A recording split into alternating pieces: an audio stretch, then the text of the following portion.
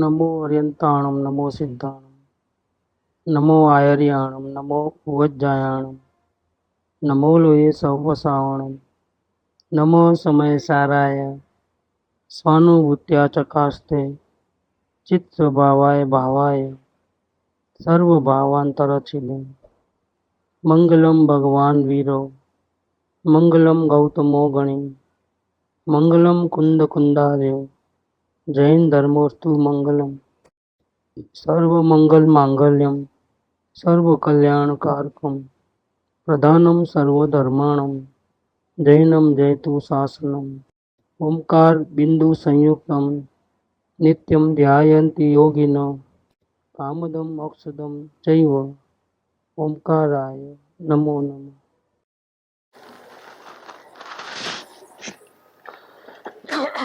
पूज्य बहन श्री के वचन 57 નંબર 57। પૂજ્ય ગુરુદેવના શ્રી મુખેથી પોતે જે તત્વને પકડ્યું હોય એનું મંથન કરવું જોઈએ। तत्व माने सार। जो हम भावना लेके आए हैं उस भावना के अनुसार जो सार हमको समझ में आया हो उसका मंथन करना चाहिए। मतलब क्या, उसमें से और गहराई में जाकर के और भी जो मूल तत्व है वो निकालना चाहिए। जैसे छाछ का मंथन करते हैं तो मक्खन निकालते हैं, तो वो बहुत मूल्यवान होता है। इतनी बड़ी छाछ की कोई वैल्यू नहीं, थोड़े से मक्खन की बहुत वैल्यू रहती। इसमें से भी वैल्यू वाली जो चीज है वो निकाल देना चाहिए। पूज्य गुरुदेव के श्री मुख से, यहाँ पर भी गुरुदेव की जो बात आती है यहाँ, तो विनय भाव है और बहुमान भी है। श्री मुख मतलब उनकी वाणी को भी धन्य है ऐसा करके उनकी महिमा है। पूज्य गुरुदेव के श्री मुख से जो तत्व उसको समझ में आया हो उसका और भी ज्यादा मंथन मतलब सार निकालना चाहिए। निवृत्ति काल में स्वयं की परिणति में रस आवे ऐसे ग्रंथों का वांचन करना चाहिए और इस प्रकार से अपनी आत्मलग्नि को जागृत रखनी चाहिए। बेकार बैठे हैं तो उधर उधर की सोचेंगे, तो निवृत्ति काल जब भी मिलता है तो अपना आत्मरस बढ़े, आत्मा की महिमा बढ़े, आत्मा की भावना बढ़े और अपने को शांति मिले। परिणति में रस आए मतलब क्या, अपनी जो भावना शांति की है तो शांति मिले। ऐसे सदग्रंथों का वांचन करके अपनी लग्नि को जागृत रखना चाहिए। अपनी आत्म लग्नि को नीचे नहीं गिरना चाहिए, मंद नहीं हो जावे। ऐसा न हो कि उभरा आवे, बहुत संसार सारे करके आत्मा के पीछे लग गए और बाद में फिर डाउन हो जाए। थोड़ी देर का रोना धोना, थोड़ी देर का वैराग्य, बाद में फिर हर जगह रस आवे, ऐसा नहीं होना चाहिए। तो इसके अपने लग्नि को जागृत रखने में गुरुदेव की वाणी, मनन चिंतन मंथन और सदग्रंथों का वांचन, ये सब अपनी लग्नि को, आत्म जागृति को टिकाने में निमित्त है। उनका इस प्रकार के सदुपयोग करना चाहिए। आत्मा न ध्येय पूर्वक, आत्मा को या शांति को, ज्यादातर शांति कहना चाहिए मुमुक्षु की दृष्टि से। मुमुक्षु को आत्मा मालूम नहीं है क्या है, कैसा है, देखा भी नहीं, लेकिन अशांति उसने महसूस किया और इसका विपरीत चाहता है वो, मतलब अशांति न मिले ऐसी भावना अंदर में रहती है। तो शांति के ध्येय पूर्वक, जानकारी के ध्येय पूर्वक नहीं, शांति के ध्येय पूर्वक। फिर हमको परीक्षा करना है तो बुद्धि का प्रयोग करना कि नहीं करना, तो नहीं, वहां गलती हो जाएगी। शांति की भावना पूर्वक चर्चा विचारणा होगी तो परीक्षा अपने आप हो जाएगी। और पहले परीक्षा कर लूं, सुन लूं, समझ लूं, बाद में देखूंगा, बाद में यश नो करूंगा, सही झूठ क्या, तो समझ में ही नहीं आएगा। इसीलिए हर चीज के अंदर, सत्संग में, चर्चा विचारणा में, भक्ति में, पूजा में, हर जगह अपना मूल ध्येय है शांति का, वो मेन होना चाहिए।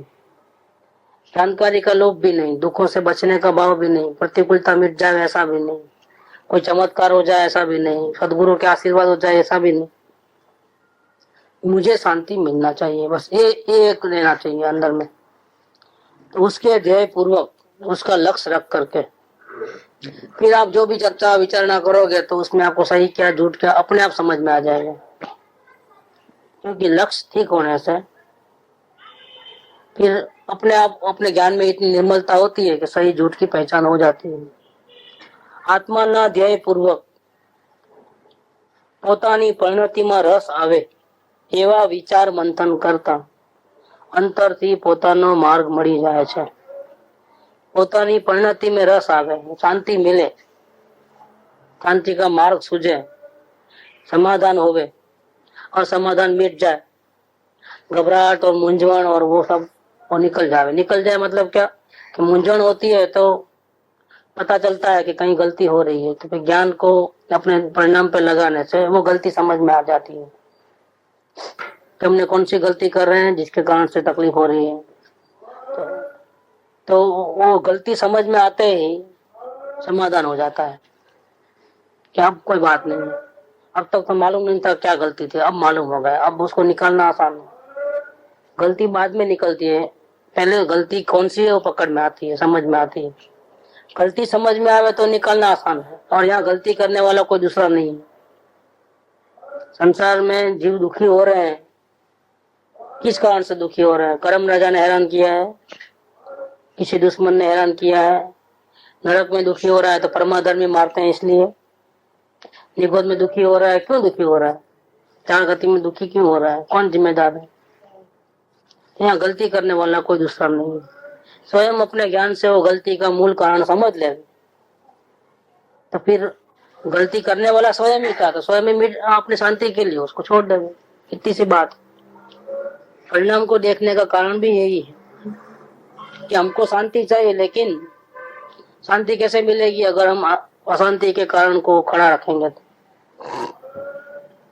गर्म पानी हो रहा है तो उसका स्वभाव शीतल है तो शीतल हो जाएगा, लेकिन तुम उसको गैस से नीचे तो उतारो क्या? तो फिर आपको ठंडा करने के लिए कुछ करने की जरूरत नहीं, आधे घंटे में ठंडा हो ही जाएगा। लेकिन पहली बात, इसको गैस से नीचे उतारो जलते हुए। ऐसे शांति चाहिए, लेकिन अशांति के कारण भी खड़े हैं। शांति कहाँ से मिलेगी? प्रॉफिट करना है, लेकिन चोरी हो रही है, ध्यान नहीं है, हिसाब में गलतियां हो रही है। जिसको माल नहीं देना उसको माल दे करके पीछे हेरा फेरी करते हो पैसा वसूल करने के लिए, उसमें खर्च होता है। कोई पैसा डुबा देता है, टाइम पे पैसा नहीं आता है, हल्का क्वालिटी का माल आ जाता है, डेढ़ स्टॉक बढ़ जाता है। देखो ये सब तो फिर प्रॉफिट करना है, लेकिन ये सब गलतियां करते हो तो प्रॉफिट कहाँ से होगा? तो होने वाला नहीं। इसीलिए परिणाम को देखना माने क्या है कि पहले अपने गलती कौन सी हो रही है। शांति तो चाहिए ही चाहिए, उसके लिए तो पुरुषार्थ करेंगे ही, लेकिन हमारे परिणाम में कौन सी गलती है वो देखना है। देखने से दूसरा कोई तो जिम्मेदार होता नहीं, अपन ही जिम्मेदार होता है। और हमको शांति चाहिए तो हम फौरन उसको चेंज कर देते हैं। अपना रवैया, अपना अभिप्राय, अपनी अपेक्षा है हमारे आग्रह, हमारा दूसरे के बिना नहीं चलेगा, ऐसा जो हमारा गुलामी का वातावरण, मानसिक गुलामी है, ये सब दुख का कारण होने से हम उसको छोड़ देते हैं। पदार्थ नहीं मिले तो चलेगा, लेकिन शांति मिलनी चाहिए। नुकसान हो जाए तो चलेगा, शांति मिलनी चाहिए। 2-4 कम आ जाएंगे चलेगा, लेकिन नुकसान, शांति तो नहीं बिगड़नी चाहिए। शांति तो चाहिए ही चाहिए। फिर देखो कैसा होता है।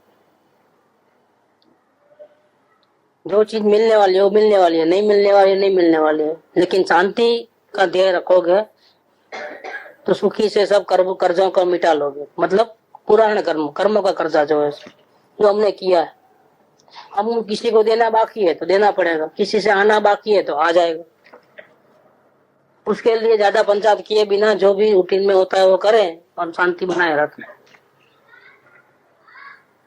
कोई हड़प लेने वाला नहीं है और कोई देने वाला नहीं है। हमारे नसीब में है वो मिलता है, और हमारे कर्म किए हैं तो जिसको जाना है वो चले आता है। ऐसा समझ करके बिल्कुल शांत परिणाम, बिल्कुल अपने ध्येय को पकड़ के रखना। आत्माना ध्येय पूर्वक પોતાની પરિણતિમાં રસ આવે, अपनी आत्म शांति बढ़े, शांत शांत शांत हो जाए, कसाय तीव्र न हो। हम हमारा ही कुछ लूट लेता है तो इसमें गलती हमारी होती है, क्योंकि हमने भूतकाल में वैसा ही किया है। कोई बिना वजह कोई घटना नहीं बनती है, बिना वजह कोई सताता नहीं है। इसीलिए परिणति में रस आए मतलब शांति बढ़ती रहे बढ़ती रहे बढ़ती रहे, इस प्रकार के विचार और मंथन करने से। शांति से ज्यादा अगर पदार्थ का मोह रहेगा, इज्जत का मोह रहेगा, शांति से ज्यादा हो जाएगा। लोगों को जो अच्छा लगता है, दुनिया में जो अच्छा लगता है, हमारे नाक नीची तो नीची। वो बनिया की बात गुरुदेव करते थे कि वो कहावत भी है कि 2 पैसा मिलता है तो अपनी नाक को नीची, हाँ भाई मेरी मूछ नीची करके बोल देता है। कौन? व्यापारी।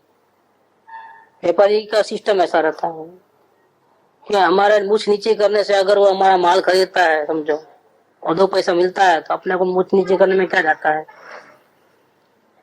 और राजपूत और क्षत्रिय होते हैं वो बोलने नहीं, मिट जाएंगे मर जाएंगे तो भी मूछ नीची नहीं होने देंगे। वो इज्जत आन मान शान रहती है।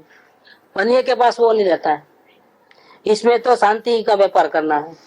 शांति का व्यापार करना है तो फिर शांति को पाने के लिए कुछ छोड़ना पड़ता है, जो हमारा था ही नहीं। हम छोड़ते हैं जिसको है, वो पहले से ही हमारा नहीं था, हमको किसी ने दिया है। ये हमारे पुण्य नहीं थे, हमने कुछ कमाया नहीं, इतना सारा मिला है।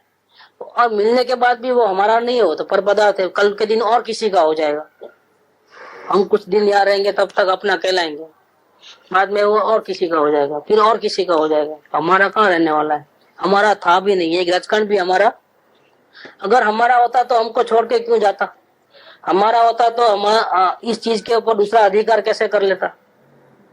लेकिन नहीं, कोई पदार्थ रचकण, इस शरीर का रोम भी हमारा नहीं। हमने माना है, मोह किया है, वो हमारी गलती है। तो शांति से बढ़ के अगर किसी पदार्थ में मोह रह गया, उसकी अपेक्षा रह गई, ये मिल जाए तो अच्छा, इसका ऐसा हो तो अच्छा, पूरा जीवन बदल गड़बड़ वाला हो जाएगा। जो आकुलता व्याकुलता करेंगे, उसका जो कर्म का पोटला बंधेगा वो किसको भुगतना है? स्वयं पर भुगतना। इसीलिए आत्मा के ध्येय पूर्वक, शांति के ध्येय पूर्वक, शांति का टारगेट रख करके हमारी परिणति में रस आवे, हमारी शांति बढ़े, हमारी जागृति बढ़े, इस प्रकार के विचार और मंथन करने से अंतर से स्वयं का मार्ग मिल जाता है। मार्ग माने मुक्ति, मुक्ति का रास्ता। मुक्ति कैसे मिलती है उसका पता, जानकारी सब अपने को मिल जाती है और हम मोक्ष की तरफ अग्रसर हो जाते हैं। सबको परिग्रह को साथ में लेकर के मोक्ष में जाना नहीं होता है, हमको छोड़ करके जाना है। इस दुनिया की चीज दुनिया को देना है। जग को दे दी जग की निधियां। देखो कैसा है, ये रचकण भी हमारा नहीं है। हमने माना था, मोह किया था, इसके कारण से राग द्वेष किए, इसके कारण कर्म बांधे और वो दुख हमने उठाए। अब हमको रंचित किंचित मात्र भी कुछ भी नहीं चाहिए। इस दुनिया की चीज दुनिया में रहे, एक रचकण भी मेरा नहीं है। समय सार में जब जीव अधिकार है, उसका 38 नंबर की गाथा पूरी होती है, फिर लास्ट गाथा है 38 नंबर, फिर 39 से अजीव अधिकार है। पूरा आचार्य देव समझाते हैं आत्मा की महिमा करते हुए अनुभव कैसे करना। करते करते जब शिष्य को अनुभव हो जाता है तो 38 नंबर की गाथा वो है, हूँ एक शुद्ध सदा रूपी ज्ञान दर्शन मय करे, कहीं अन्य ते मारू जरी परमाणु मात्र नहीं आवे। मैं एक शुद्ध सदा नित्य रहने वाला अरूपी ज्ञान दर्शनमय करे, ज्ञान और दर्शन से भरा पड़ा हूँ, ये मेरा असली स्वरूप है। इसके अलावा किंचित मात्र रसकण भी, परमाणु मात्र भी मेरा नहीं है। ये उसको आत्मज्ञान हुआ तब वो ऐसा होता है। सारी पंचायतें, सारा बोझा वहीं गया, कोई मेरा नहीं है, मैं किसी का नहीं हूँ, खत्म। पूरा बोझा उतार के नीचे रख दिया। आत्मज्ञान उसको ही होता है, और जिसको होता है उसके अंदर में श्रद्धान ऐसा ही रहता है। फिर राग के कारण, अस्थिरता के राग के कारण मेरा तेरा करता है तो उतना दुख है, लेकिन अंदर में तो शांति बनी रहती है, क्योंकि किसी को अपना मानता ही नहीं है। वो हमेशा शांति को मैं पहले रखता है, अशांति को नहीं ले लेता है अपने सर के ऊपर। तो आत्मा ना दे तो उसका मेन आत्मज्ञान हुआ तो क्या मिला? एक रजकण भी मेरा नहीं ऐसा ज्ञान हो गया, सारा बोझा उतर गया। और भगवान बनना है, हम भगवान बनने के लिए निकले हैं तो क्या करना पड़ेगा? शरीर को भी छोड़ना पड़ेगा, तब भगवान बनेंगे। सिद्ध भगवान कैसे बनेंगे हम? सब छूट जाएगा, जगत जगत में और मैं मेरे में, किसी के अधीन नहीं। कोई मुझे सपोर्ट भी नहीं करे, कोई मुझे धोखा भी न दे, कोई दुश्मन भी नहीं, कोई मित्र भी नहीं। ऐसा करके अपना आराधना करते करते करते करते अपने ज्ञान शक्ति के आधार से, अपने अनंत गुणों के बल से स्वयं स्वयं में लीन हो जाए तो फिर क्या होगा कि शरीर की अधीनता भी छूट जाएगी और भगवान हो जाएगा। तो हमको छोड़ते छोड़ते भगवान बनना है। पहले अभिप्राय में छोड़ा, फिर अनुभव हुआ, तो फिर अनुभव के बाद आचरण में छोड़ते गए, धीरे धीरे धीरे धीरे राग कम करते गए। इसके बिना भी चलेगा, इसके बिना भी चलेगा, ऐसा राग कम होते होते होते होते श्रावक की भूमिका में आए। फिर आगे और राग और कम हुआ तो फिर जंगल, घर बार, महल भी छोड़ करके, स्त्री पुत्र परिवार भी छोड़ करके मुनि बन करके चले गए जंगल में अकेले। तन छोड़ा वैभव सब छोड़ा, छोड़ा सब घर बार। आता है गण्य मुनीश्वर, आत्म हित में छोड़ दिया घर बार, तुमसा और नहीं सब छोड़ दिया। छोड़ने का मार्ग, ये ग्रहण करने का मार्ग नहीं। इतना हमको कोई धोखा देके लेके जाता है तो लेके जाओ भाई, हमारा इतना बोझा कम, हमारा थाई कब। क्या कोई हमको दुश्मनावर करता है, क्या करता है, उसका कर्म उसके साथ। कितनी शांति हो जाती है देखो। खाना 2 टक की रोटी और इतनी प्रपंच किसके लिए करते हैं? कि मेरा मेरा मानने ना, इसलिए 108 में पहला प्रवचन है ना, 16 गलती का। सुख तो अंतर में है, लेकिन मेरा माना तो गड़बड़ हो जाएगा। कोई भी जगत का पदार्थ को मेरा माना तो गड़बड़ हो जाएगा। ऐसा मंथन चिंतन करना चाहिए, ये बोल रहे हैं। शांति के ध्येय पूर्वक अपनी परिणति में रस आवे, जागृति बढ़े, शांति मिले, इस प्रकार से विचार और मंथन करना। विचार में अवलोकन पूर्वक के मन के विकल्प, और फिर जो विकल्प आए उसमें जो गलती समझ में आई, जो अच्छाई समझ में आई, उनका दोहन करके सार ग्रहण कर लेना, उसका नाम है मंथन। बहुत से विकल्प आए, उसका एक हिसाब किताब लगाया है। जैसे अवलोकन में बहुत सारे विचार आते, अच्छे भी बुरे भी सब। इस पर से सार समझ लेना कि हमको रुचि किस में है ज्यादा, आत्मा में है या बाहर है। बस 2 ही हिसाब लगाने का है। ये क्यों आया क्यों नहीं आया वो नहीं, या ये करना है वो करना है नहीं। हमारा एक आखिरी मार्कशीट बना देना, टोटल एवरेज निकाल देना कि हमारी परिणति किस और कैसी जा रही है। ये हुआ, ऐसा हुआ, वैसा हुआ, लंबी लंबी कहानी नहीं। हमको रस किधर है वो बताओ। हम वहां गए थे तो ऐसा बना, फिर वैसा होगा, फिर इधर होगा, ऐसा होगा। वो लंबी कहानी कोई सुनना नहीं चाहता। आप अपना लेखा जोखा कर लो कि मेरे को आत्मा में ज्यादा इंटरेस्ट है, आत्म शांति को ज्यादा चाहते हैं कि पर पदार्थ में हेरा फेरी करना चाहते हैं। उपयोग ज्यादातर आत्मा में रहता है, जागृति में रहता है कि बाहर रहता है, ऐसा लेखा जोखा करना, उसका नाम है मंथन। सार निकाल लिया पूरा। 1 घंटा अवलोकन किया, 4 घंटा अवलोकन किया तो उसका सार निकाला कि परिणाम में झुकाव किस ओर है, आत्मा की ओर है कि संसार की ओर। बस अगर एक दफे रिजल्ट निकला और स्वयं नहीं निकालना है दूसरा कुछ। ऐसे प्रसंग बना था, फिर मैंने ऐसा विचार किया, वैसा किया, वो लंबा कहानी कोई सुनना नहीं चाहे। उसमें कोई सार नहीं। सार में क्या है? सार ये है कि हमारा झुकाव किस ओर है, इतना। इसका नाम है मंथन। विचार माने अवलोकन, और इसका सार निकालना, रिजल्ट, उसका नाम है मंथन। शांति के ध्येय पूर्वक अपनी परिणति में रस बढ़े, शांति बढ़े, जागृति बढ़े, इस प्रकार से विचार और मंथन करते रहने से, इस प्रकार से अपना पुरुषार्थ करने से, अंतर से, आत्मा में से अपना मार्ग, मुक्ति का मार्ग मिल जाता है। अपना मार्ग मानेगा आत्मा तक पहुंचने का मार्ग, वो अपना मार्ग, मुक्ति का मार्ग वो अपना मार्ग है, वो हमको मिल जाएगा। बस एक ही, तुम आत्मा का ध्यान करो, सारे संसार को छोड़ो, पूजा करो, भक्ति करो, सत्संग करो, ये नहीं कहा इतने नियम है, इतने ऐसा है वैसा है, कुछ नहीं। फलमूल नहीं खाना, वो नहीं खाना, ये बात भी नहीं लिखी है। बात क्या लिखी है? मार्ग कैसे मिलेगा? तुम रात्रि भोजन करते हो, खलास, तुम्हारा काम नहीं है। तुम कंदमूल खाते हो, खलास। इसका मतलब ये नहीं कि खाना या वो करना, वो खाना नहीं खाने की बात नहीं है, लेकिन आग्रह जो रहता है कि ऐसा है तो नहीं मिलेगा और ऐसा है तो मिलेगा। तुमको देवगुण शास्त्र के महिमा नहीं आती है, तुम नजीक नहीं आए हो, तुमको 7 द्रव्य तत्व के नाम नहीं आते हैं, 6 द्रव्य के नाम नहीं आते, द्रव्य गुण पर का कोई हिसाब किताब तुमको समझ में नहीं है, जाओ तुमको नहीं होगा।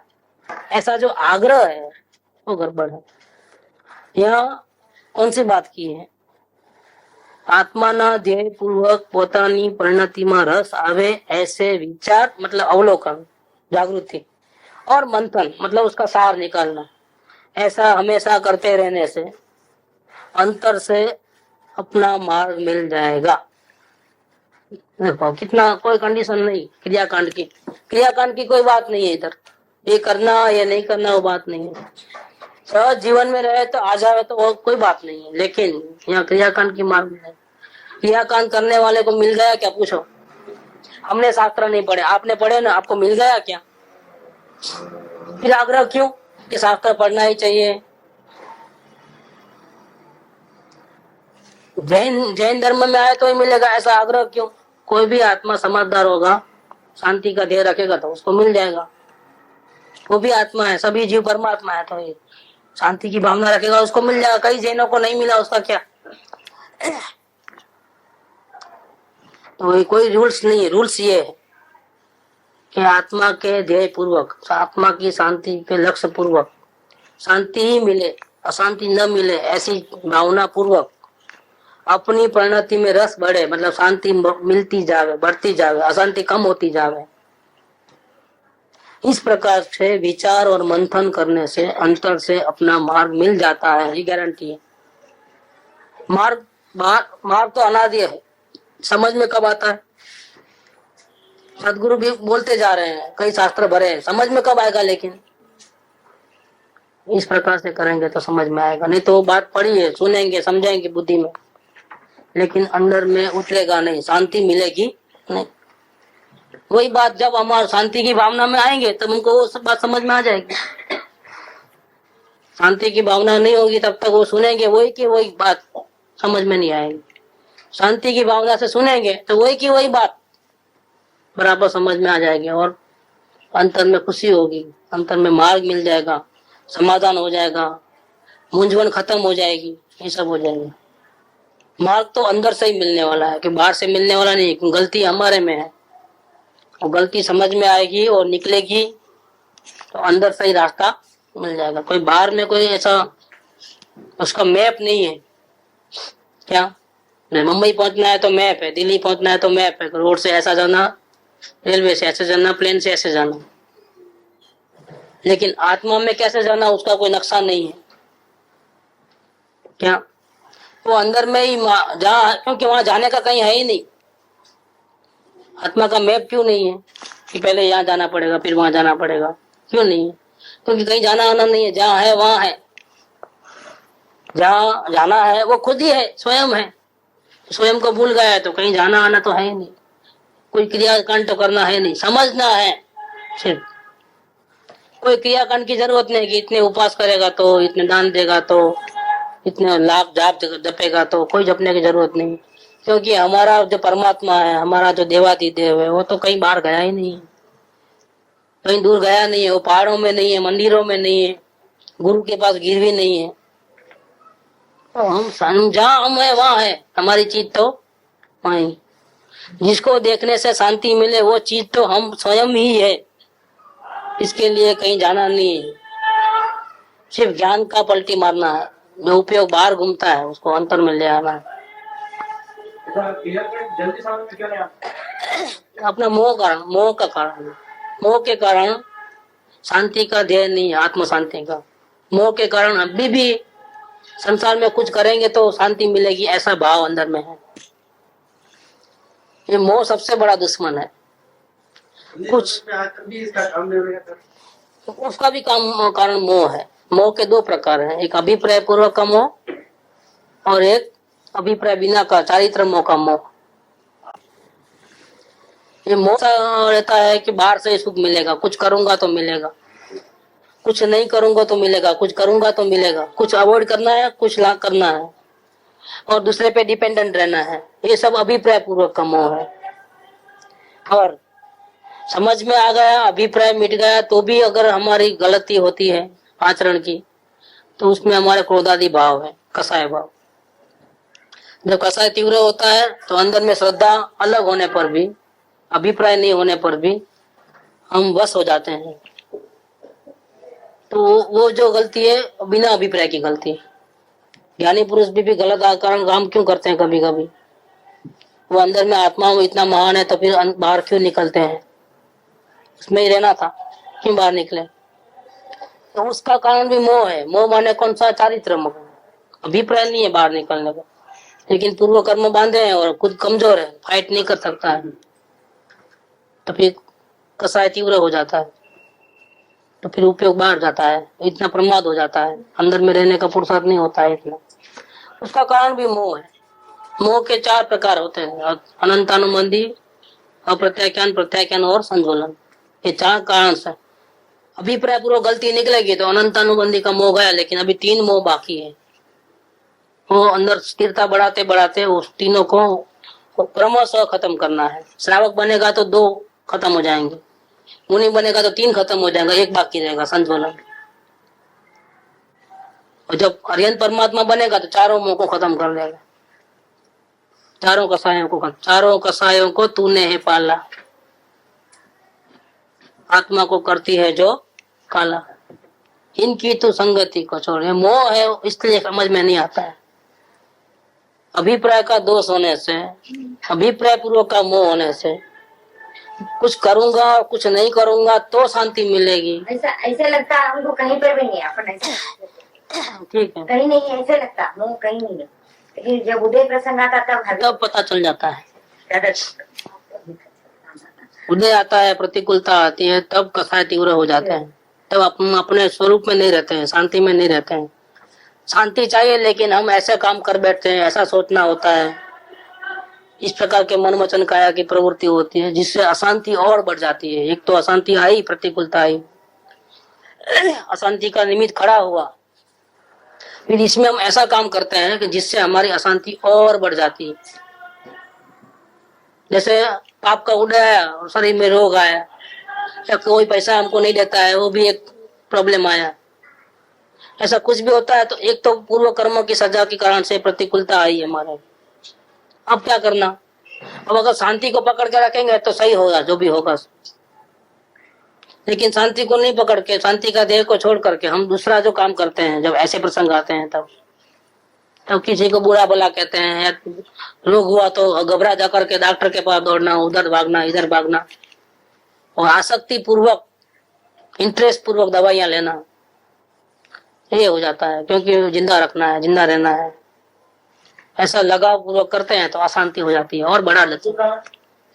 अनुकूलता में भी ऐसा ही होता है, नहीं तो अनुकूलता में तो फंसता ही है ना, जीवन पूरा फंस जाता है। अनुकूलता में एक संतोष रहता है, एक अभिमान रहता है, कोई प्रॉब्लम नहीं है, तो जैसा कि हम जैसा कोई सुखी नहीं है, सुख का भास हो जाता है, तो फिर अंतर में जाता नहीं है वो। अंतर में तो कब जाता है जो जीव ज्ञानी पुरुष भी अंतर में कब जाते हैं दोबारा? वैराग्य के निमित्त होते हैं तो सीधा अंतर में चले आते हैं, या भगवान को देखते हैं तो चले आते हैं, प्रतिमा जी को, या शास्त्र आदि पढ़ते हैं तो चले आते हैं, क्योंकि उसमें वैराग्य की बातें रहती है।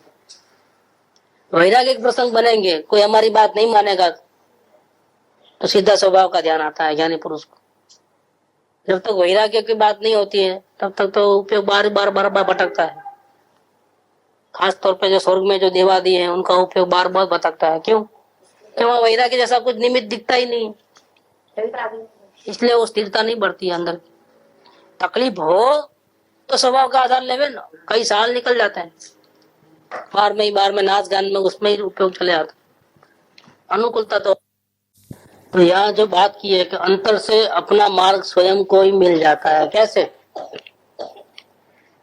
तो सबसे पहली बात आत्मा का ध्येय, मतलब आत्म शांति का लक्ष्य।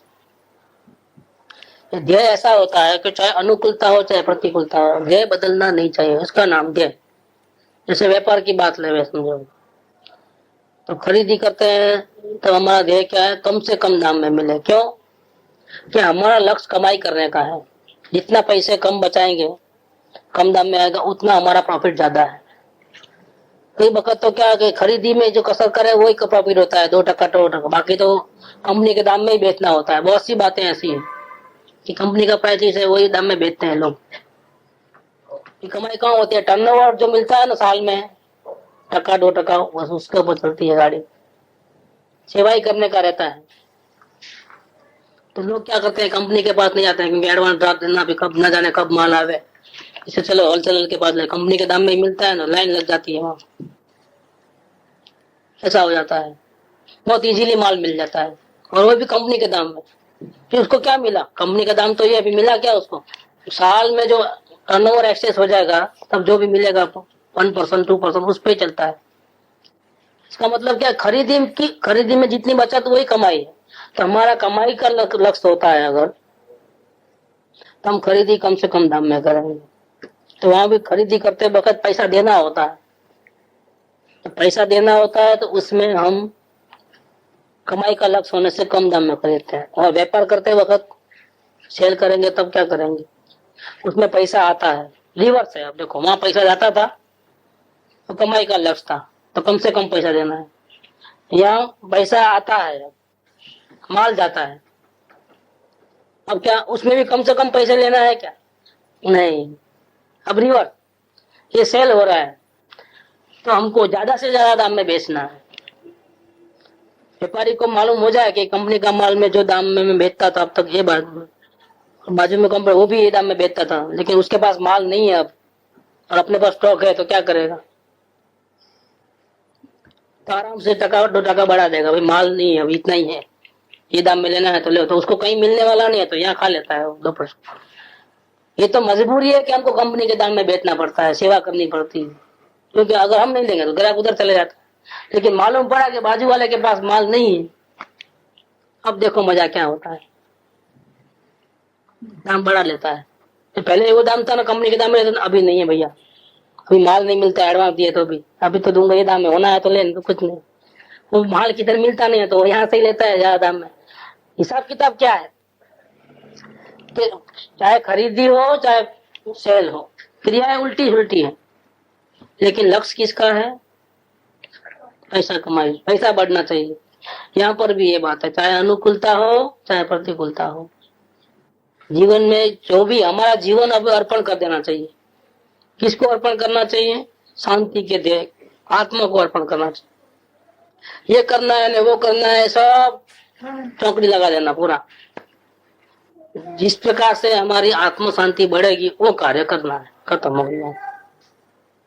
नहीं तो भविष्य बहुत बड़ा है, अभी तो उम्र छोटी है, ये करना है वो करना है, या इतनी सारी जिम्मेदारी लेके बैठे हैं, घर परिवार इतना बड़ा है तो वो करना है, ये करना है, ऐसा करना है, ऐसा करेंगे ना वैसा करेंगे ना, नहीं, सब दिमाग में से निकाल दो। एक ही बात रखो, जिससे मेरी आत्मा को शांति मिलेगी वो कार्य करना है। बस अब हो गया, फैसला हो गया। अब वो फैसला बदलना नहीं चाहिए, चाहे प्रतिकूलता है चाहे अनुकूलता है, उसका नाम है ध्येय। इसको बोलते हैं आत्मा का ध्येय। बस ये फैसला अगर रहेगा तो जीवन में चाहे जैसे प्रसंग आएंगे, हमको तो यही करना है, हमको डिसीजन इस प्रकार से लेना है जब जब भी प्रसंग आएंगे तब, कि हमको शांति मिले। शांति, हम अशांत हो जावे ऐसा कोई कार्य हमको नहीं करना है। चाहे ऊपर से हमको पूरा सोना दे देवे, खरीद लेवे, तो भी हमको नहीं करना है। और चाहे जितना हमारी प्रॉपर्टी बिक जावे, समझो पानी के दाम में, या सब लूट लेवे, हमको एक ध्येय रखना है, हमको शांति मिलनी चाहिए। ध्येय को पकड़ के रखना, छोड़ना ही नहीं। वो तो आगे 51 नंबर का बोल आया था, आकाश पाताल भले एक था पण भाई तारा ध्येय ने तू चुकीस। ध्येय है वो आत्म शांति कर दे, तारा प्रयत्न ने छोड़ीस नहीं। उड़े तो कैसे भी आएंगे, अच्छे भी आएंगे बुरे भी आएंगे, लेकिन तेरे प्रयत्न को तुम छोड़ना नहीं, तुमको शांति मिले वही काम करना। दुनिया वाले पागल समझेंगे कि ऐसा कैसा कर लिया ये, 10 की चीज 5 में बेच डाला, क्या इस पर अकल बकल है कि नहीं है कुछ। दुनिया वाले समझे हमने शांति पाई है, उसमें हमारा बोझा कम हो गया है। हमने कर्मों का जो पोटले बनते थे ना, वो 5 लाख का लॉस करके हमने कर्मों को हटा दिया है। 5 लाख में खरीद लिया सब परेशानियों, 5 लाख में सौदा ये कर लिया है। हमने बहुत सी परेशानियों को दूर कर दिया। क्या मेंटल जो परेशानी होती है, इससे शरीर भी खराब होता है, दवाइयां लेनी पड़ती है, वो सब फिर आता है तो भी जाता है उसमें, बीमारियों में, उसमें डॉक्टर के पास, वो हमने सब खरीद लिया है। जाओ, तुमको नहीं देखेगा, हमको दिख रहा है शांति कितनी मिल रही है, हम खुश हैं। हम पागल सही तुम्हारी नजर में, लेकिन हम खुश हैं, हमको शांति है, हमारे विकल्प नहीं बढ़ रहे हैं बिल्कुल। हम हमारा ध्यान समय सब पूरा स्वाध्याय में, संयम में, उसमें लगाते हैं। हम आत्म साधना करने के लिए जीते हैं, परिग्रह को बढ़ाने के लिए, परिग्रह को संभालने के लिए हमको नहीं बढ़ाना है। हमारा जीवन हमको खोना नहीं है, हमारे जीवन की बहुत वैल्यू है। एक एक मनुष्य जीवन के एक एक पल की बहुत वैल्यू है, और हर पल में हम यही ख्याल रखते हैं कि हमको शांति मिलती है, क्या शांति मिलती है। विकल्प बढ़ते हैं कि विकल्प कम होते हैं, बस इतना ही हम देखते हैं। तुम पागल समझो तो पागल समझो, जो समझना है समझ लो। हम मूर्ख की सही, हमको कहाँ अच्छा बनना है, तुमको कहाँ दिखाना है हम कितने आनंद में है, क्या है, ये रहना चाहिए। तो मार्ग कैसे मिलता है? शांत मूर्ति आत्मा तो स्वयं है, लेकिन किसको मिलता है वो शांति, वो आत्मा के दर्शन, शांति, आत्मा की अनुभूति किसको होती है? जो शांति को चाहता है उसको मिलती है। जो परिग्रह को चाहता है, जो बाहर के अनुकूलता को चाहता है, बाहर के इज्जत आबरू सर्टिफिकेट को चाहता है, कोई क्या कहेगा, कोई क्या समझेगा, वो गया खत्म। उसको आत्म शांति नहीं चाहिए, उसको दूसरे का सर्टिफिकेट चाहिए, किसी को बुरा नहीं लगना चाहिए। सबको राजी रखने का भाव है तो आत्मा नहीं मिलेगा। आत्मा को राजी रखने का भाव है, शांति के भावना है तो शांति मिलेगी। दर्शन उसी को ही होते हैं आत्मा के, सबको नहीं होते हैं दर्शन। क्यों? सबके ऐसे भाव नहीं होते हैं। सबको क्यों आत्मा के दर्शन नहीं होते हैं? कई सालों से समय सारणी का अध्ययन करते हैं, गुरुदेव की टेप सुनते हैं, पूजा भक्ति करते हैं, स्वाध्याय संयम करते हैं, सत्संग करते हैं, तो आत्मज्ञान क्यों नहीं होता है? इसका कारण ये है कि उसको ये भावना नहीं है कि चाहे नुकसान हो चाहे फायदा हो, मुझे शांति चाहिए। ऐसा कोई भावना, सबको ऐसी भावना नहीं होती है, इसलिए वो नहीं होता है। और जिसको आत्मा के ध्येय पूर्वक अवलोकन और मंथन ये चलता है, उसको अंतर से ही अंदर का रास्ता, मुक्ति का रास्ता, शांति का रास्ता मिल जाता है। उसकी सारी उलझन दूर हो जाती है। सब जिम्मेदारी स्वयं की है। स्वयं कैसा चलता है स्वयं को देख लेना, स्वयं के परिणाम को देख लेना, मतलब विचार करना। देख लेने का मतलब क्या है? विचार करना। विचार नहीं होता है, जागृति नहीं होती, तो विकल्प के घोड़े दौड़ते हैं, पता ही नहीं चलता है कौन सा विकल्प आया, अशुभ आया कि शुभ आया, आत्मा का आया कि दूसरे का आया। तो कर्म के पोटले बनते जा रहे हैं। विचार में आते हैं, मालूम तो पड़ेगा खड्डा है, यहाँ गलती हो रही है तो मालूम पड़ेगा। तो विचार और मंथन करना चाहिए। मंथन में सार निकालना, जैसे पहले बोला ऐसा कि हमारा झुकाव किस ओर है, हमको क्या चाहिए। आत्मा को दुनिया की शांति, अनुकूलता, संयोग, अच्छे रहना ये चाहिए कि हमको आत्म शांति चाहिए। हमारा झुकाव किस ओर है, इसका इस प्रकार से मंथन करना। ऐसा करते रहने से अंतर से अपना मार्ग मिल जाता है, गारंटेड। ये बात यहाँ पर आई। ये 57 पूरा हुआ, अब 58। ज्ञानी ने दृष्टि अपेक्षा है चैतन्य અને રાગની અત્યંત ભિન્નતા ભાસે છે। જો કે તે જ્ઞાનમાં જાણે છે કે રાગ ચૈતન્યની પર્યાયમાં થાય છે। ये श्रद्धा और ज्ञान उसकी दोनों की मैत्री है। एक साथ में दो कार्य ज्ञानी के होते हैं। 58 नंबर में कि ज्ञानी को श्रद्धा अपेक्षा, दृष्टि अपेक्षा मैंने क्या? श्रद्धा। अभिप्राय ऐसा है ज्ञानी का कि मैं जानने वाला चैतन्य वो अलग हूँ और ये करना नहीं करना ऐसे जो इच्छाएं होती है, अपेक्षाएं होती है, ये पूर्ण वितराग नहीं हुआ तो राग द्वेष के भाव होते हैं, कसाय भी होते हैं। तो ये कसाय होते हैं वो मैं नहीं कर रहा हूँ, मेरे से बिल्कुल अलग है, कोई दूसरा कोई कर रहा है। किसमें? श्रद्धा में ऐसा हो। श्रद्धा उसकी ऐसी है क्योंकि मैं तो जानने देखने वाला है, मैं कोई क्रोध कसाय करने का मेरा स्वभाव नहीं है। अभिमान वगैरह जो होता है, राग द्वेष के भाव होते हैं, वास्तव में मैं नहीं कर रहा हूँ, मैं तो सिर्फ जान रहा हूँ। आत्मा क्रोध करते वक्त क्रोधी नहीं हो गया है, अभिमान करते वक्त अभिमानी नहीं हो गया है। आत्मा तो जैसा का वैसा शुद्ध पवित्र ही है। किसका रोल है? वो श्रद्धा का रोल है। जिसको आत्मज्ञान हो गया है वो ऐसा ही समझ, इसीलिए उसको परिणाम की फिक्र नहीं रहती है। परिणाम जैसे भी हो है, उसको वैल्यू किसकी रहती है? अपने आत्मा की रहती है। जैसे कई दुकानें ऐसी है, बड़ी बड़ी दुकानें जो होती है, मालिक हर जगह पहुंच नहीं सकता है, क्या उतना ध्यान नहीं देता है, ध्यान देने जाएगा तो पागल हो जाएगा। इतना बड़ा विस्तार कर लिया है, 50-100 आदमी काम कर रहे दुकान में, सब स्टॉक गिनते बैठेगा तो कैसे होगा? आज कौन सा बेचा जाए बोला, कितना स्टॉक रहा, रोज का रोज लेकर करे तो दिमाग पागल काम करे नहीं। उसको मालूम भी है कि कुछ लोग चोरी भी कर रहे हैं दुकान के अंदर, ये भी इसको मालूम रहता है, ऐसा नहीं है नहीं मालूम पड़ता है, लेकिन वो उसको गिनती नहीं करता है। क्या गिनती मतलब क्या? कि मामूली मामूली चोरी करते हैं इसलिए अब चलो नौकर को निकाल लो और फिर माल बेचे बिना रहने दो, ऐसा नहीं करता है।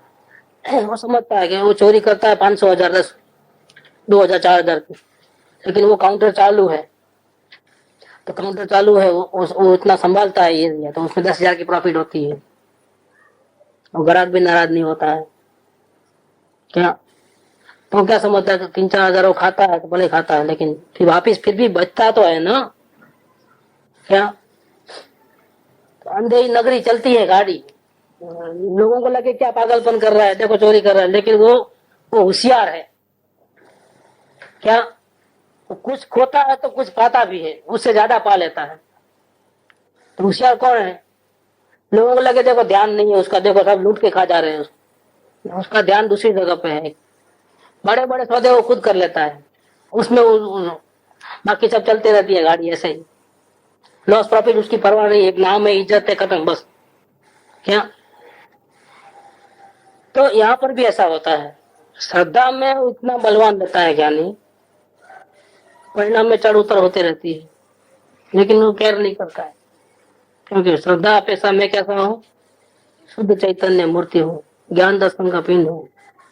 परिणाम बिगाड़ने से मेरा कुछ थोड़ा जाता है, मेरे स्वभाव में थोड़ा कुछ कम हो जाता है, मेरे शांति, मेरे अनंत गुण में कोई बिगाड़ सुधार तो होता नहीं है, मैं तो जैसा का वैसा रहता हूँ, मुझे कोई फर्क नहीं पड़ता है, ये तो सब चलते रहता है।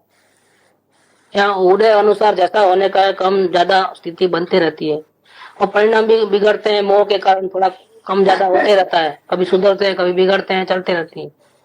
मेरा ध्यान तो परमात्मा के ऊपर है, और परमात्मा के ऊपर ध्यान जाता ही शांति बनी रहती है। ये पूरा रोल है, श्रद्धा का रोल है। श्रद्धा में ज्ञानी रागादि भावों को अपने नहीं मानते हैं। परिणाम में क्रोध है, बोलते क्रोध तुमने किया ना, मैंने नहीं किया है। तुम ही देवचंद भाई ना? नहीं, मैं शुद्ध चैतन्य मूर्ति हूँ, जड़ निहाल भाई मैं नहीं हूँ, मैं चैतन्य निहाल भाई हूँ। देखो ये किसका रोल है? श्रद्धा का रोल है। श्रद्धा में उसको बराबर बैठ गया है, मेरा कोई नाम नहीं है, मेरा कोई रूप नहीं है, मेरा कोई किसी के साथ कोई संबंध नहीं है, मेरा कोई लॉस प्रॉफिट नहीं है, मैं तो जैसा का वैसा रहता हूँ, मैं तो शुद्ध चैतन्य मूर्ति हूँ, जानने देखने का काम बराबर चल रहा है, मेरे को और कुछ देखना नहीं है। बस श्रद्धा का जो एंगल रहता है, जो फोकस रहता है, वो परमात्मा के ऊपर रहता है। श्रद्धा कभी भी परिणाम को स्वीकार करते ही नहीं, क्योंकि सुलटी हो गई है, वो ज्ञानी की बात। अज्ञानी की श्रद्धा कैसी होती है? वो द्रव्य को कभी नहीं पकड़ती है, वो परिणाम को ही पकड़ती है और रोते रहती है, कभी हंसती है कभी रोती है। वो किसकी बात? जिसको द्रव्य नहीं मिला है, अनुभूति नहीं है, उसकी बात। तो उसका श्रद्धा कैसी होती है कि जितना परिणाम है ऐसा ही अपने को मानना। लेकिन ज्ञानी की बात उल्टी हो गई, परिणाम चाहे जैसे होवे, मैं शुद्ध चैतन्य मूर्ति हूँ, फरने धरना का मेरा काम ही नहीं, सिर्फ जानना ही मेरा काम है। मुझे सुख भी नहीं चाहिए क्योंकि मेरे पास पूरे भंडार भरे पड़े हैं। मुझे केवल ज्ञान भी नहीं चाहिए क्योंकि ज्ञान का पूरा समुद्र में पड़ा पड़ा हूँ। मुझे मुक्ति भी नहीं चाहिए क्योंकि मैं मुक्त हूँ। मैं कहाँ बंधा हुआ हूँ? किसने बांधा मेरे को? किसने नहीं बांधा है। ना सॉलिड रहता है द्रव्य की दृष्टि, इतनी पकड़ जबरदस्त कि परिणाम ऊंचे नीचे हो गए तो इसमें जरा भी फेरफार नहीं होता है। थोड़ा बहुत पूर्ण शांति बनी रहती है। ये श्रद्धा का रोल है। ज्ञानी की दृष्टि कभी द्रव्य पर से खिसकती ही नहीं है। वो आकुल व्याकुल किसी भी परिणाम में, किसी भी उदय में होता ही नहीं है। 14 ब्रह्मांड आगे पीछे हो जाए तो भी इतना निसंग होता है कि मेरे में कुछ भी फर्क पड़ता नहीं। मैं तो वैसा का वैसा चैतन्य मूर्ति, कोई लालसा नहीं है, किसी की अपेक्षा नहीं है क्योंकि पूरे भंडार अंदर भरे पड़े हैं, पूरे फुल। कभी खत्म होने वाली नहीं है शांति, कभी ज्ञान खत्म होने वाला नहीं। ये श्रद्धा का रोल है। लेकिन उसको परिणाम का बराबर ख्याल भी रहता है। क्या द्रव्यानुयोग का ये विषय है तो चरणानुयोग भी साथ में चलता है, तो ही ज्ञानी है, नहीं तो ज्ञानी नहीं है। ये ज्ञानी है, इसका सबूत क्या कि एक बाजू तो द्रव्य की जबरदस्त पकड़ है, बोलता है परिणाम नहीं चाहिए मुझे, मुक्ति भी नहीं चाहिए, जाओ। ज्ञान, केवल ज्ञान भी नहीं चाहिए, चाहे जितने परिणाम में उतार चढ़ाओ, मेरे में कोई उतार चढ़ाव नहीं। इतना द्रव्य का जबरदस्त सामर्थ्य, दृष्टि जबरदस्त है, श्रद्धा जबरदस्त। लेकिन उसी वक्त जैसे जैसे परिणाम होते हैं वो मेरी कमी के कारण से हो रहे हैं। ऐसा चरणानुयोग का ज्ञान और कर्णानुयोग का लेखा जोखा कहीं मुझे ही भुगतना है क्या? बाद में उसी समय उस समय में उसको ख्याल में रहता है। प्रमाण ज्ञान इसको बोलते हैं। इसीलिए वो स्वच्छंदी नहीं हो जाता है। मारे तो जी घणू काम करवानु बाकी है। देख क्या काम करना है तुमको? केवल ज्ञान भी नहीं चाहिए ना, अभी तो बोला था। हाँ, वो श्रद्धा क्या पैसा से वो उसको पकड़ लेते, मुझे केवल ज्ञान नहीं चाहिए, मैं तो परमात्मा हूँ। ये नहीं पकड़ने की ये बात। 100% यही बात है कि मुझे कुछ भी नहीं चाहिए, केवल ज्ञान भी नहीं चाहिए। मोक्ष भी जब होने वाला होगा, मैं तो अभी सिद्धालय में बैठा हूँ, इसलिए क्या गिड़गिड़ाना है? परमात्मा हूँ तो श्रावक बनूंगा, मुनि बनूंगा, आर्यन बनूंगा, फिर सिद्ध बनूंगा, फिर सिद्धालय में जाऊंगा, वो पर्याय जाएगी। मैं नहीं जाऊंगा, मैं तो यहाँ अभी भी हूँ, श्रद्धा अपेक्षा से बात की है। सिद्धालय में ही बैठा हूँ। मुझे रंच मात्र भी कोई कमी नहीं है। विचार हम लोगों के पास में विचार मंथन कंपलसरी है। मंथन जो बोलते हैं विचार वही अवलोकन, विचार है वही अवलोकन, वो तो साथ में होता ही है, वो तो ऑटोमेटिक आता है। सार निकलना है। निकल गया क्या बोल रहा है अभी बात कर ब्रेक होता है। यही बात है। नहीं, शुरुआत में ऐसा लगता है, बाद में दोनों साथ में चलता है। शुरू के ऐसा लगता है कि इधर ध्यान जाता है, विचार करने रुका तो अवलोकन रुका है, लेकिन बाद में प्रैक्टिस ऐसी हो जाती है कि अवलोकन धारावाही चलता है, साथ में सार भी निकलते रहता है अपने आप। शुरू में छाछ ऐसा करते हो 5 मिनट तक तो मक्खन निकलता ही नहीं, दिखता ही नहीं क्या? और बाद में जब निकलना शुरू होता है तो ऐसा करना भी चालू और मक्खन भी निकल रहा है और मक्खन बढ़ भी रहा है, उसको भी देखते हो ना, मालूम होता है ना, तो अवलोकन तो चालू है। सार निकलते रहता है। पहले टूटा रहता होता। शुरू में 5 मिनट तक तो कहाँ दिखता है मक्खन, ऐसा करे। बाद में मक्खन शुरू हुआ तो वो चालू है, ये भी चालू है और बढ़ते जा रहा है मक्खन। दुख हुए में तो हुए ना सार देख रहे तो उसका दुख लगा फिर झुकाव किस ओर है हमारा? हमारे को प्रधानता किसकी है, मुख्यता किसकी है? हम संसार के प्रसंगों को मुख्य कर रहे हैं कि हमारे आत्म शांति को मुख्य कर रहे हैं? इधर हमारा वेट ज्यादा है, इधर की उधर कहाँ झोला खाते हैं हम। बस पूरा लेखा जोखा निकल जाएगा। हमको आत्मा के दर्शन क्यों नहीं होते हैं, हम आगे क्यों नहीं बढ़ते हैं? क्योंकि हमारा झुकाव वहां है संसार के प्रसंगों में। अवलोकन चालू है लेकिन झुकाव हमारा संसार के उसमें। अब हम आगे कैसे बढ़ गए? पीछे आया और जल्दी आगे क्यों बढ़ गया? तो उसने अवलोकन करते ही, मालूम पड़ते ही पूरा दुनिया को लात मारी दृष्टि में से, वह आत्मा में बैठ गया। आत्मा शांति चाहिए, जल्दी से जल्दी चाहिए, उसका जल्दी काम हो गया। हम इतने साल से अवलोकन कर रहे हैं, हम अवलोकन भी चल रहा है, काम क्यों नहीं हुआ? क्योंकि अवलोकन भी चल रहा है और खड्डे में गिर भी रहे हैं बार बार। हमारा वेट इधर आत्म शांति की तरफ नहीं आया, इसलिए हमको ज्यादा टाइम लगता है। और जो दूसरा पीछे वाला आया उसने भी अवलोकन नहीं किया, कोई दूसरा कुछ नहीं किया है। देखते ही मालूम पड़ा ये कचरा है, ये सार है, कचरे को मारा गोली, इधर सार को ग्रहण कर लिया, उसको बैठ गया यही करना, दूसरा करना नहीं है, निश्चय कर लिया, काम कर लिया। तो हुआ है, मुझे कुछ चाहिए ही नहीं। तो वो अवलोकन करके जल्दी निकल गया आगे। ये अवलोकन करते रहा, अभी भी उसका झुकाव वहां बाहर रहने से बस ऐसा होगा, ये हिसाब चलता। लेकिन ज्ञानी की यहाँ बात चलती है कि श्रद्धा में तो अपने को परमात्मा समझता है उसी वक्त उसी समय। ये श्रद्धा का रोल तो ऐसा है, तो ज्ञान का रोल क्या है कि ज्ञान परिणति में जो गड़बड़ हो रही है, जितना उपयोग बाहर जा रहा है, जितने कसाय भाव अभी है, राग द्वेष हो रहे हैं, वो क्यों दूसरा कोई करता है ऐसा नहीं मानता है। ज्ञान क्या मानता है?